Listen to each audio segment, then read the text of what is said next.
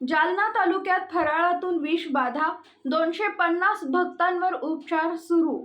एकादशीच्या निमित्ताने जालना तालुक्यातील सोनदेव गावात आयोजित अखंड हरिनाम सप्ताह दरम्यान जवळपास 200 ते 250 भक्तांना फराळातून विषबाधा झाल्याची घटना काल शुक्रवारी रात्री 10 वाजेच्या सुमारास झाली। विषबाधा झालेल्या लोकांवर नेर, सेवली आणि गावातच उपचार करून सुट्टी देण्यात आली असली तरी अद्याप 50 लोकांवर उपचार सुरू असल्याचं कळतंय।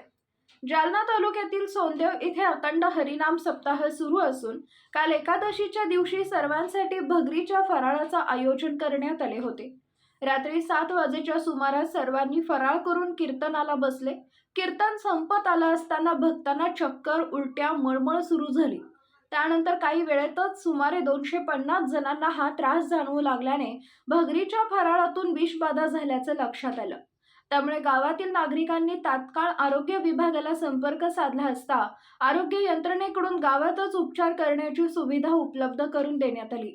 250 पैकी 200 रुग्णांवर उपचार करून त्यांना सुट्टी देण्यात आली असून सध्या 50 रुग्णांवर उपचार सुरू आहेत। परिस्थिती नियंत्रणात असून सर्व रुग्ण स्थिर असल्याची माहिती गावातील नागरिकांनी दिली आहे।